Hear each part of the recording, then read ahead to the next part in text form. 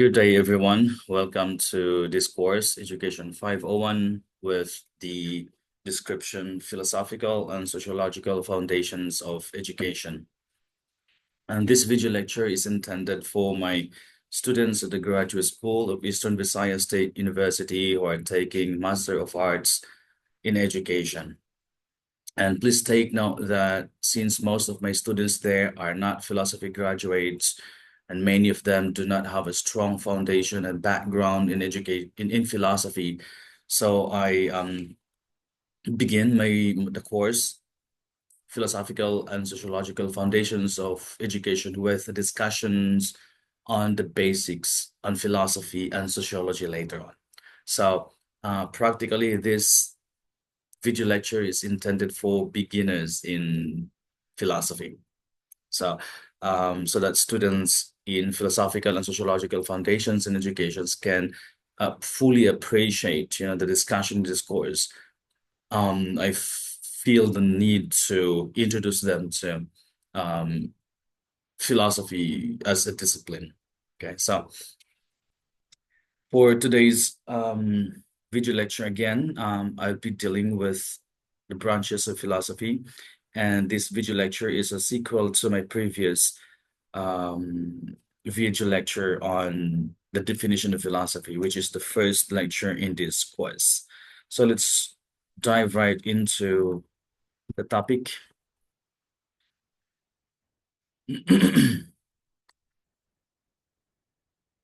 Okay, so the branches of philosophy, just for the contents of this lecture, I will be dealing with four major branches of philosophy.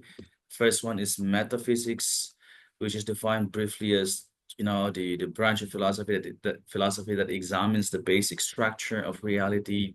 And then we have logic, which studies correct reasoning or the science of correct reasoning, and the epistemology that examines the nature, origin, and limits of knowledge, and ethics, which studies the morality of human actions. So these are the four major branches of philosophy that I will discuss, in this video lecture. Now, before I proceed, please take note that some scholars argue that in lieu of ethics, we have axiology as a major branch of philosophy, because axiology is divided into two, ethics and aesthetics. And some scholars also said that there are five major branches of philosophy: metaphysics, epistemology, ethics, logic, ethics, and aesthetics. So there are variations, of course, and my argument is they are not wrong. However, in this discussion, I will use the classic, understanding of the major branches of philosophy, which is four: metaphysics, epistemology, logic, and ethics. And some of the arguments, or one of the arguments that adherence to this classical understanding of the branches of philosophy is that why they use ethics instead of axiology. The argument is somehow aesthetics is dealt with in metaphysics. So they stick to this tradition of dividing philosophy into four major branches, and I adhere to the tradition. So this is so the discussion today will deal with the four major branches of philosophy. So let's begin with, so I will discuss each of this: metaphysics, epistemology, logic, and ethics. Now I'll begin with metaphysics. Now, metaphysics is the branch of philosophy, again, that examines the basic structure of reality. And this includes the relationship between mind and matter, substance and attribute, facts and value. The word metaphysics comes from the Greek words meta, which means after or beyond, and physica, which means physical or nature. So metaphysics literally means beyond the physical. The term metaphysics as a discipline was first used by the famous the first editor of Aristotle's work, the famous ancient philosopher Aristotle. So again, the term metaphysics as a discipline was first used by this scholar, um, Andronicus of Rhodes. He was the first editor of Aristotle's work, and um, Andronicus of Rhodes used the Greek phrase ta metata physica, which literally means the things after the physics, to refer to Aristotle's writings that came after his book on physics. So we have to remember that Aristotle, the famous ancient Greek philosopher, wrote several books. We have the Organon that deals with logic, and then there's the famous book on physics that deals with reality, material things that can be experienced in this world. And then there is this collection of writings after that book on physics that studies or deals with things beyond the physical. And so Aristotle did not actually title that book Metaphysics. So it was Andronicus of Rhodes who called this collection of works metaphysics, because again these writings, this collection of writings deal with things beyond the physical, after the book on physics. So over time it came to mean beyond the physical, that is dealing with things beyond what is observable in the physical world. And from then on, metaphysics as a discipline was understood as the philosophical inquiry into the basic structure of nature, and nature of reality, going beyond the physical and empirical to explore what is ultimately real. Okay? And then let me proceed to the branches or the division of metaphysics. So before I proceed to epistemology, logic, and ethics, let's discuss first the sub-branches of metaphysics, or the branches or division of metaphysics, because metaphysics is divided into two: general metaphysics, and under this we have ontology, and then we have special metaphysics, and under this we have cosmology, psychology, and natural theology. So let's discuss each of these sub-branches or division of metaphysics before I proceed to the other three major branches of philosophy. Okay, so let's start with ontology. So what is ontology? Ontology comes from the Greek word ontos, which means being or that which is. Now, if you recall, in our previous lesson on the definition of philosophy, we define being there. And our understanding of being is, informed by Aristotle's of metaphysics. So we define being there as anything that exists, material or immaterial. So, for example, a table, a cup, a mug, a laptop, the tree, wind, any ideas that can be conceived with the mind, like hatred or happiness, or anything that can be conceived that by the human mind, whether it's material or immaterial, that is being. Okay, and or that which is. So when we encounter the phrase in philosophy, that which is, we refer to beings, to things, that exist, materially or immaterially. And then um the second Greek word, logia or logos, which means study or science. So ontology literally means the study of being or the science of being, or we could use the plural beings. Now, Again, in our previous discussion, a previous lecture on the definition of philosophy, we define philosophy as the science that studies being or beings in its ultimate causes, reasons, and principle through the aid of human reason alone. So it is ontology that specifically now studies the nature and dynamics of beings. Okay, so as it is understood as, the science of being or the study of beings in general, material or immaterial. Okay.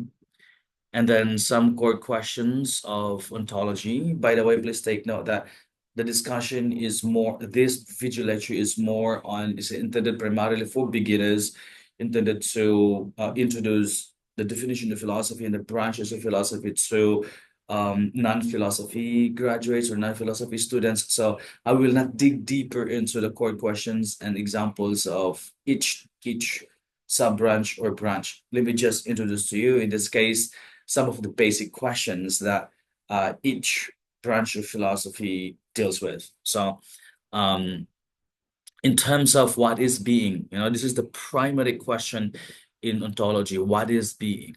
So, in terms of what is being, we might have the question, or we have the very famous question, what does it mean to exist? And before I proceed, I wish to remind my students that who are not, again, graduates of philosophy or who do not have a strong background in philosophy, that in our discipline, in philosophy, our primary business is thinking. We think and we question about anything that can be conceived by the human mind. We question about justice, we question about how, government officials run the government. We question about my feeling. We question about, so why is that, the mysteriousness of human nature.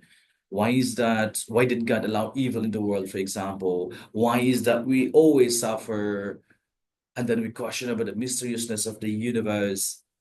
Is the universe boundless, or it is, or is it finite, and things like that? So my point again is the primary business of philosophy is to think and question reality. So again, my point is, unlike engineering, sciences, and other technical courses that deals with theory and practice, that at the end of the day they produce something material, like an engineer, like a mechanical engineer, designing a motorcycle or designing a machine. So they have the theory, and then they have the technology, the applied science, and then they have the output at the end of the day. In the case of philosophy, we don't have that. So uh, our approach here again is more on questioning and critiquing and, yeah, thinking as a whole. So that we ask this question, for example, what does it mean to exist? Engineers will not ask this, business people will not ask, they don't bother questioning about why is that humans continue to suffer? Of course, they are entitled to ask that question, of course, but that is not their primary concern as business professionals or engineers. So it is in philosophy that we talk about, that we question about the meaning of life. Like, again, if God is good, why did he allow evil in this world? And if the goal is happiness in this world, so why is that we continue to suffer on a regular basis? So these are questions that, dealt with in philosophy. But before I proceed, I wish to defend, or not, I don't want to sound apologetic, but I think I wish to explain my points.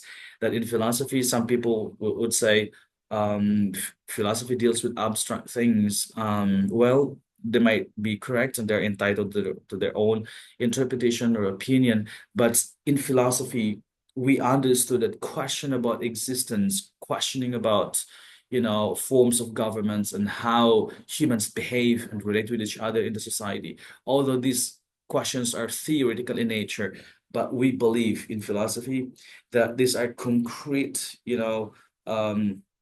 issues or concrete realities that needs to be clarified.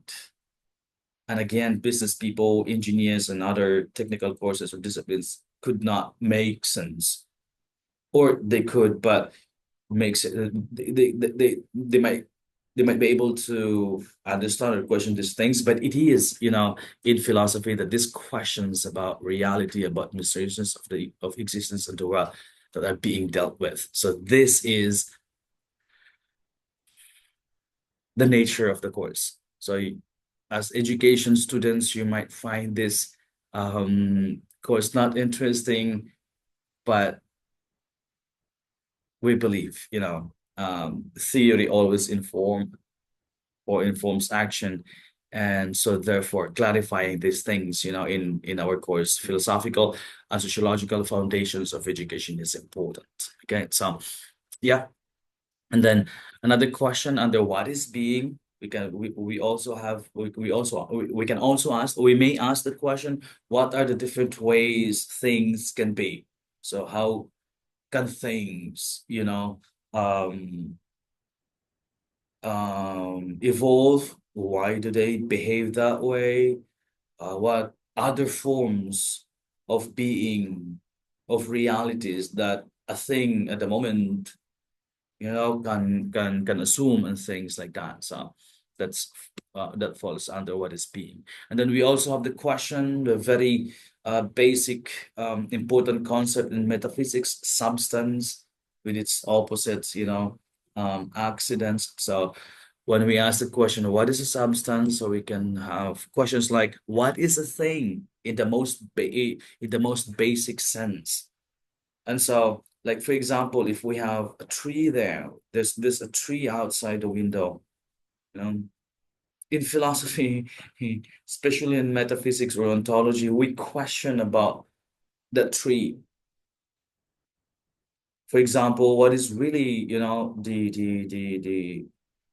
the basic composition of the tree? Or we might ask the question, for example, is that tree that I see at the moment really existing right then and there? Metaphysics also asks the question, whether if there is a mahogany tree outside the building, we ask the question in ontology and metaphysics as a whole, whether that really is a mahogany tree. Or later on in epistemology, we ask the question, how do you know that that indeed is a mahogany tree? So what are your bases that tree we call mahogany is really a mahogany tree? So these are, some of the, to us, very interesting questions in philosophy, which you cannot find again in other disciplines. Okay. And then we have the question as well, the sub-question, what distinguishes substance from accidents or properties? I don't have the time to explain between, the difference between substance and accidents, but just very briefly, when we say substance, especially in Aristotelian metaphysics, we refer to things that can exist on its own, while accidents or properties are things whose existence is dependent on the substance. So substance can exist on its own while accidents could not, because its existence depends on the substance. So concrete example is, think of the dance and the dancer. Okay, so if the dancer, for example, imagine someone is dancing at the moment. So when someone is dancing at the moment, you can see the dance and the dancer at the same time. Okay. But if the dancer stops dancing, you continue to see the dancer, but we could no longer see with our naked eyes the act of dancing itself, because the dancer already stops dancing. So in that sense, the dancer is the substance, its existence or her existence does not depend on anything, or her existence does not depend on the act of dancing. So whether whether he or she is dancing or not, she remains a dancer. Her being a dancer does not cease when he stops dancing. So even if I stop singing, even if I stop teaching, I remain a professor. So the dancer continues to be a dancer even if she stopped dancing, because her existence does not depend on its accident, that is the act of dancing. On the other hand, the act of dancing is the accidents or the properties, because its existence depends entirely on the dancer. So the act of dancing could not exist on its own. Its existence is dependent on the dancer, that is as the substance. So that's the nature of that's the difference between substance and accidents or properties. Okay. So like the redness of the apple. So if the apple is red, the substance there is the apple, while the accidents are color, um, taste, texture, form, and things like that. So color in this case, for example, the apple is red. That is the accidents, that is the properties. Well, the substance is the apple in itself. So the apple can exist even without this, without redness. Could be, of course, green and stuff like that. That's some of the interesting questions in metaphysics, or to be specific, ontology, that studies being in itself. And then we may have the question about the difference between essence and existence. And we may ask the question, does essence, what something is, the nature and dynamics of something, its essence, differ from existence, that something it is? So this dealt with a good example about this in existentialism, about um the famous phrase of Jean-Paul Sartre, existence precedes essence, or things like that. So I don't have time to discuss these things. Again, my intention in this course is to introduce you to discipline philosophy, and in this case the branches of philosophy. Okay. And then let's proceed to the next topic, um, cosmology. Okay, so under special metaphysics we have cosmology. The Greek cosmology comes from the Greek words cosmos, which means order, world, or universe. So, but we commonly understood the cosmos as the worlds, But when the Greek refers to the worlds, they do not simply refer to the earth. They refer to the entire universe. That's how they understand the cosmos. And then logia again, or logos, which means study or science. So cosmology literally means the study of the universe. So you can imagine that, philosophy studies everything, material or immaterial. And in this case, anything that can be conceived by the human mind in terms of the universe is dealt with in cosmology. That is why philosophy is understood as the queen of all sciences, because it studies everything. So astronomy, biology, um, astrology, anything that studies the material worlds and the universe, heavenly bodies and things like that, are under philosophy. Okay.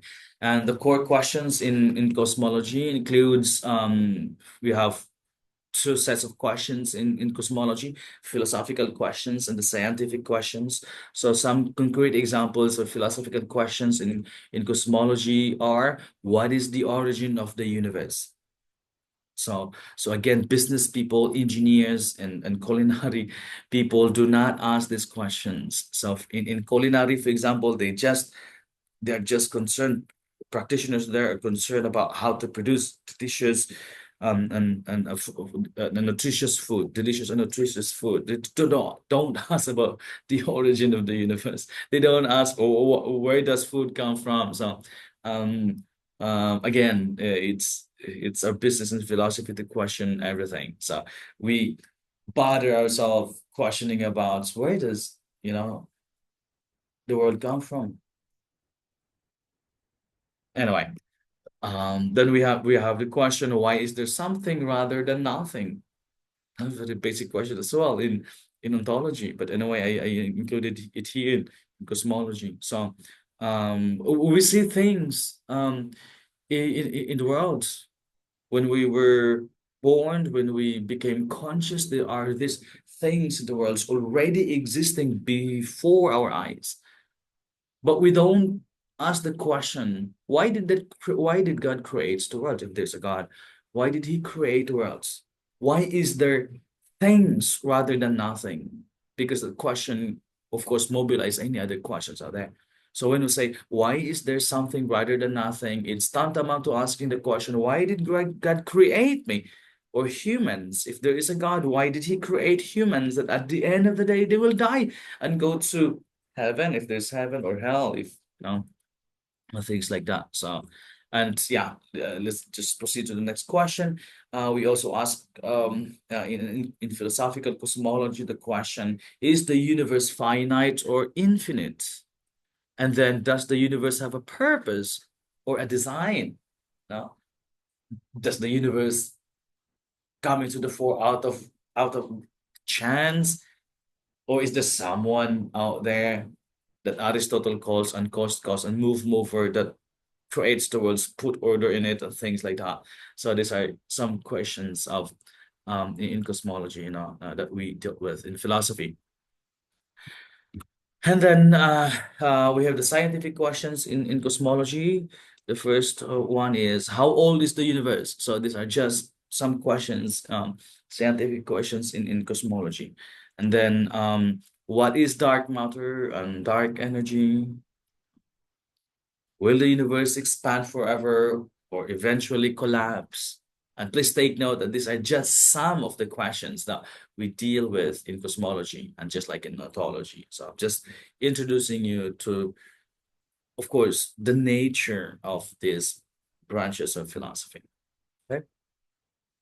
And then let's proceed to psychology, the second sub-branch or division of metaphysics. Psychology comes from the Greek word psyche, which means the mind or the soul or the spirit. And then logia again, or logos, which means a study or science. So psychology originally meant the study of the soul. So the psychology as a discipline that we know today is was from the very beginning, of course, until now, of course, part of psychology or under philosophy. Okay. Over time, psychology evolved to mean the scientific study of the mind and behavior. Now, please take note that recently psychology is rooted in empirical research, and it is both a natural and a social science. So with the subfields like clinical psychology, we have cognitive psychology, and then we have developmental psychology, we have social psychology, educational psychology, neuropsychology, and industrial organizational psychology. So these are just some of the examples of, subfields in psychology. So again, this discipline, or psychology as a whole as a discipline, is part and parcel of philosophy. And then for questions in psychology, for example, in cognitive psychology, we might have the question, or we have the question, the basic question: how do we learn and remember information? Why do we forget certain things? In developmental psychology, we ask the question: how do children develop moral reasoning? What are the stages of cognitive development? Of course, again, these are just some of the questions that we deal with. We deal in psychology. And then in clinical psychology, we have the basic question, what causes anxiety and depression? We also ask the question, how effective are different types of therapy? In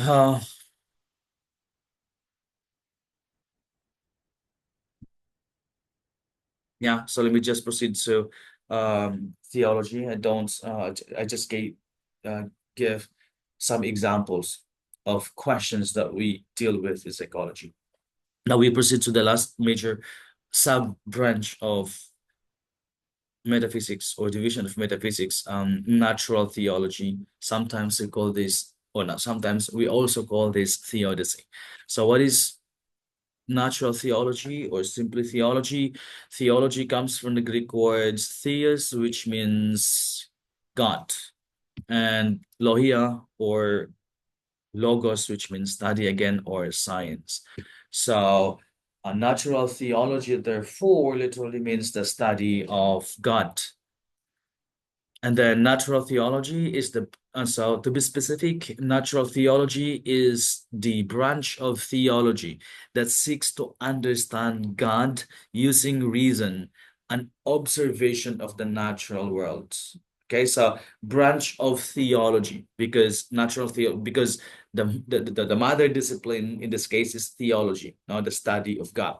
But the addendum or the addition of the word natural theology is a qualification, because when we say theology as a whole, the one studied by uh, let's say scholars or students who wanted to become priests in the Catholic tradition, of course, they study philosophy as a course to theology proper before um, they became priests or ordained as a priest. So that theology proper studies God through reason and faith. But when we say natural theology as a branch of theology proper, seeks to understand God using reason and observation of the natural world without relying on divine revelation. So natural theology, therefore, studies God through reason alone. Remember the definition of philosophy? Philosophy studies being everything. It causes reasons and principles through the aid of reason alone. So just like the definition of philosophy, theology or natural theology also as a sub-branch of metaphysics, um, studies God through reason alone. We do not resort to faith when we, study God from this vantage point. And some of the core questions in in natural theology, in terms of the existence of God, we have, for example, the question: can we prove God's existence without scripture? So can we? Because most of the time, every time, we, especially in the Catholic tradition, every time we talk about God, we always associate the idea of the church, of the scripture, and in theology proper, which studies God through reason and faith. We always invoke the idea of you know the church and the Bible and other religious writing or writings. But in natural theology, again, we try to prove the existence of God without resorting to the scripture. That is why, for example, even if St. Thomas Aquinas, a famous doctor of the church, came up with a 5 proof of God's existence: cosmological, for example, proof of God's existence, or ontological proof of God's existence. That proof of God's existence does not resort to faith. So St. Thomas Aquinas, in his famous 5 proofs of God's existence, made use of reason alone. That's theodicy or natural theology. We also ask the question, does the order of the universe suggest an intelligent designer? So a very basic question in the world. Is the world really created and ordered by is the world really created and ordered by, an intelligent designer, which which Aristotle called unmoved mover, uncaused cause, you know. But some people do not believe in that, especially the atheists. But anyway, these are some of the questions that we deal with in natural theology. Now, in terms of the nature and attributes of God, we also ask the question, is God infinite, eternal, or perfect? And then we say, if God is perfect, you know, how come that, according to biblical scholars, God became jealous and angry? Where in fact, anger, jealousy, envy, abomination, and all stuff for that matter are concrete manifestation of imperfection. So if God is absolutely good and perfect, how can he feel happiness? How can he feel hatred? And things like that. So we deal with these questions, of course. And then we also have the question, can God be known by human reason? Okay. And some people will argue that we can never fathom the mysteriousness of the of God. And so there's no point of talking about theodicy or natural theology or talking about the nature of gods, because at the end of the day, reason cannot know him. Um, So again, these are just some of the questions which for us are very interesting that we deal with in philosophy.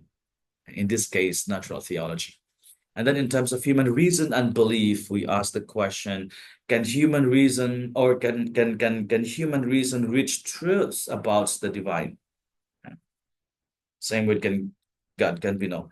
Can God be known by human reason? But we talk about here about truths, established truth. God is the creator of the world. God will always help us. God will always assist us. Can human reason really establish this truths about God anyway? And then we may also ask the question, is belief in God rational apart from faith? Okay? So these are, again, questions that we deal with in natural theology. Let me now proceed to the second major branch of philosophy. So what the first branch, again, just to remind you, is metaphysics. And then the second major branch that I discuss in this course is in this video lecture is epistemology. The third one is logic, and then we have ethics. But metaphysics is subdivided into general and special. And then under special, we have ontology. Under general metaphysics, we have ontology. And under special metaphysics, we have psychology and cosmology and natural theology. So what I just discussed a while ago are sub-branches of metaphysics. So this time, I will now be introducing to you the second major branch of philosophy called epistemology. Now, epistemology comes from the two Greek word episteme, which means knowledge, and logia or logos, which means study or science. And so epistemology, therefore, is the branch of philosophy that studies knowledge, which includes its nature, sources, limits, and validity, as I will discuss in a while when it comes to the core questions of epistemology. In epistemology, it's not enough for us to know about things. Epistemology is also a question about how valid is your knowledge about these things. How do you know that? Do you know that thing? So, yeah. So we deal in epistemology with the meaning, nature, and dynamics of knowledge in itself. Okay. And then some of the core questions in epistemology are, or epistemology primarily deals with the question. This is the primary question in epistemology. What does it mean to know? But this is subdivided, of course, into let's say in terms of nature of knowledge, we can ask the question, what is knowledge? It's a very basic question in epistemology, because we need to know what we are knowing at the moment. So we really have to ask first the question, what really is knowledge? What is its nature? What is its dynamics? And then we ask the question in terms again of the nature of knowledge. We may ask the question, how is knowledge formed? Right? Now, in terms of sources of knowledge, where does knowledge come from? And we may also ask them in terms of limits of knowledge, can we know anything with certainty? Okay. Can we be certain about our feelings? Can we be certain about our knowledge of God? Can we be certain about our knowledge of hell and heaven and things like that? So these are questions that dealt with in epistemology. And then for questions in epistemology, let me continue. On the nature of knowledge, we ask the question, for example, what is the difference between belief and knowledge? Again, people don't ask this question, but they thought belief is knowledge in itself, but they're different. So epistemologists or philosophy in general deals with this or clarifies that question. And then we have the question also, is knowledge justified through belief? Okay, there are people, there are scholars who argue that knowledge is justified through belief and things like that. And then on the sources of knowledge, we may ask the question, can we trust our senses? Again, we find this interesting questions of philosophy, even if it's for many, it's theoretical. This is interesting to us, because look, sometimes we're deceived by our senses, but we don't ask the question, we don't think whether we can trust our senses or not. Like, for example, the mirage that you see on the road, it's an illusion. We see a mirage, but in reality, it does not exist, We were just deceived. For example, another example, if we dip a stick, a straw in a transparent glass with water, the straw will appear protruded or bent. But in reality, it's straight. It's not bent. So this is a concrete example of how we are deceived by our senses.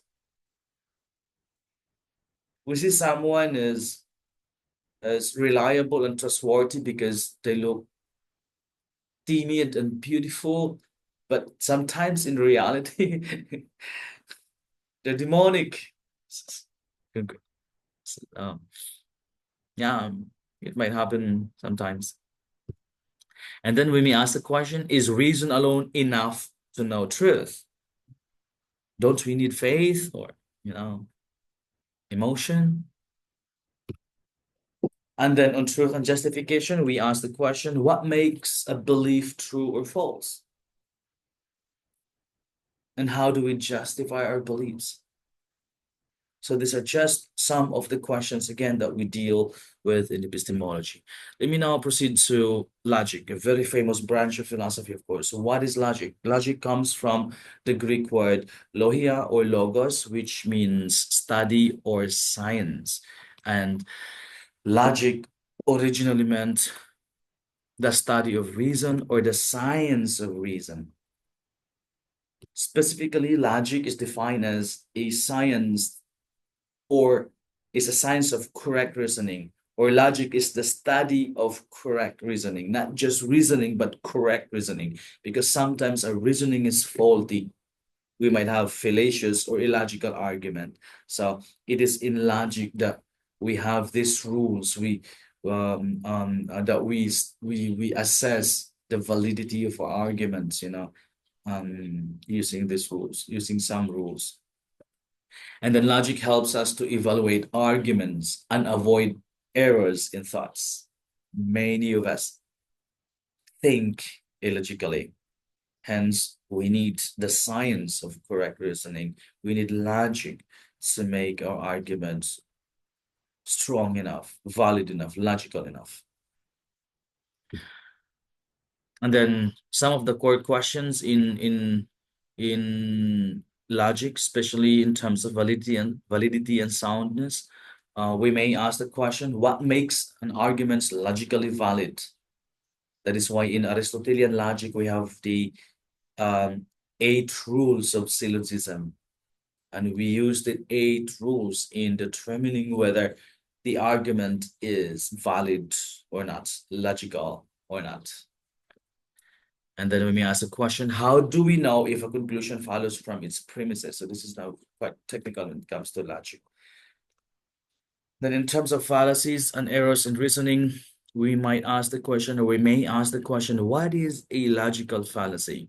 And then, and then, and under informal fallacy, we have, for example, argumentum ad misericordiam, or appeal to pity, argumentum ad populum, or appeal to people, argumentum ad misericordiam, appeal to pity, misericordiam, appeal to people, appeal to populum, appeal to people, appeal to ignorantiam, argumentum ad ignorantiam, appeal to ignorance. So these are some of the examples of fallacious arguments.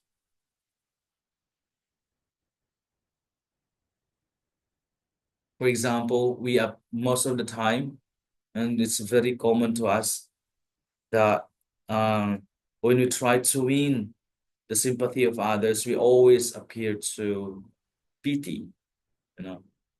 For example, even if I fail in the exams and I deserve a failing grade because I failed many of the exams, but most of the students, most of the time, I will appeal to my teacher. Please let me pass because my family is poor and um I'm the breadwinner, even if I'm still a student, but I'm the breadwinner of the family. I juggled work and and studies just to get by, just to finish my degree and my studies and help my family. So yeah, we pity people, but in logic, if you cannot provide a proof that you deserve to pass, then logicians or then we really fail students. Yeah. So it's different to ask for proofs to be logical all the time, and it's different to be compassionate. They're two different things anyway. And then we also ask the question, why is the ad hominem fallacy invalid? Ad hominem, argumentum ad hominem, or argument against the man. Yeah. We always have a bias against the person. For example, the person is an ex-convict.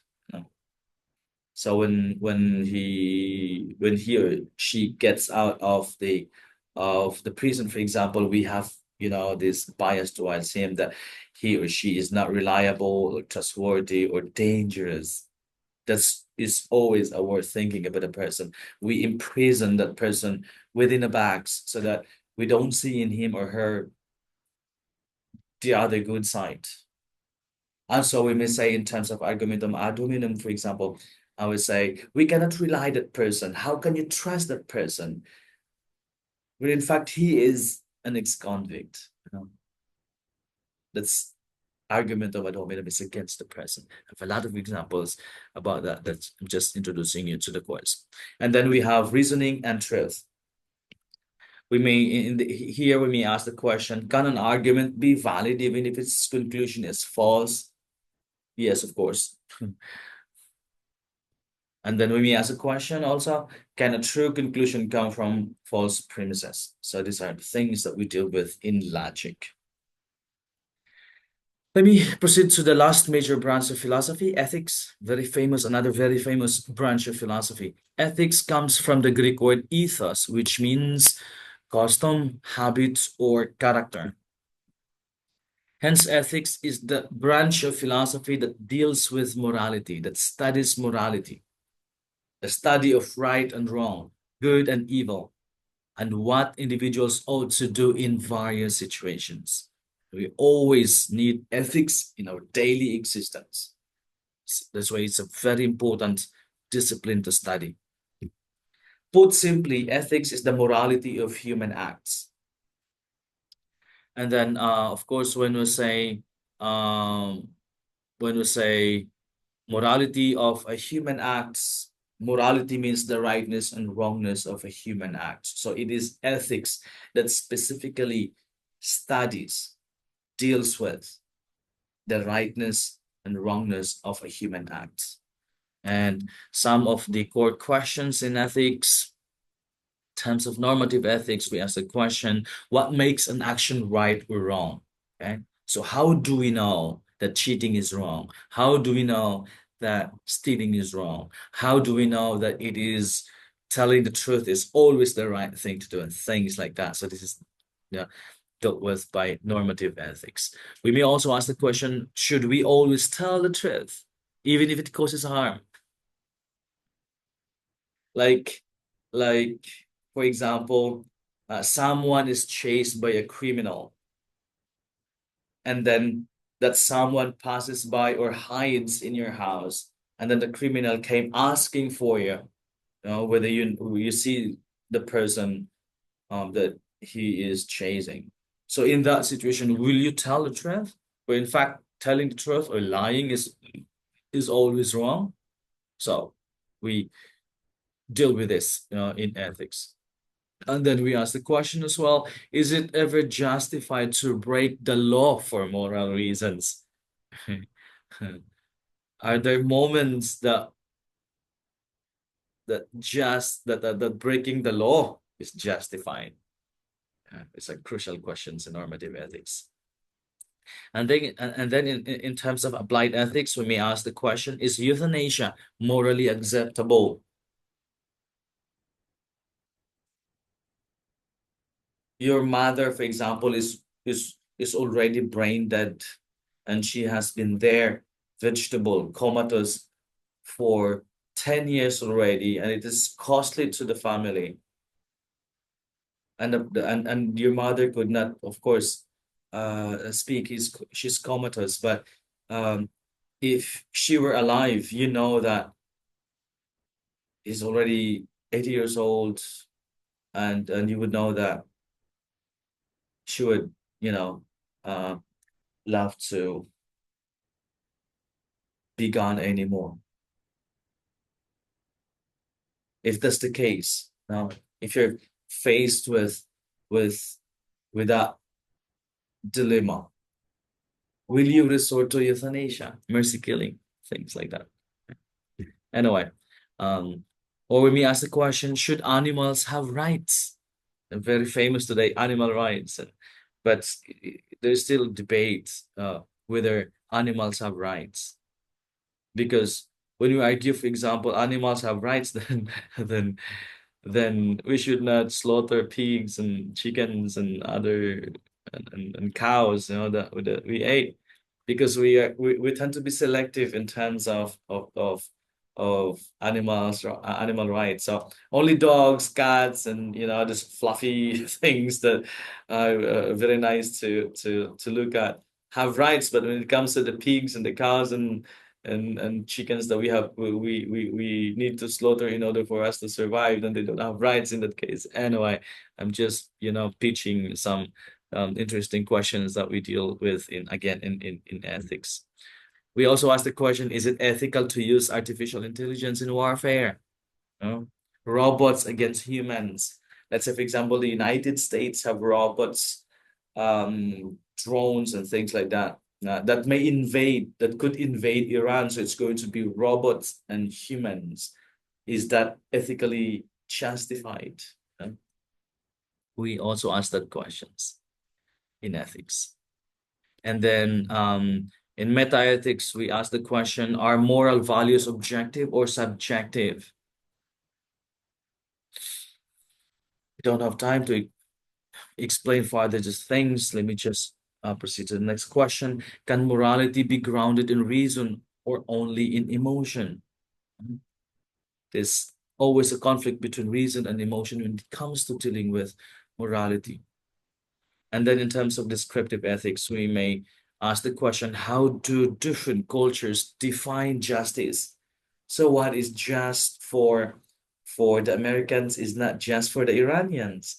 What is just for the Jews, the Israelis may not be just for the Palestinians, So we address, we question, we think about this questions in ethics. And then we have what moral principles are most common across societies.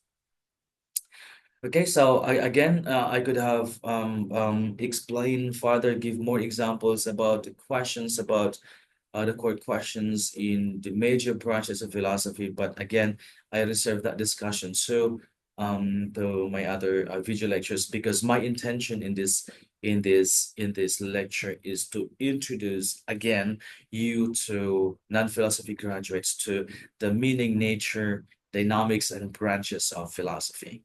Okay, so much for today's video lecture. Thank you very much for your attention, and God bless everyone.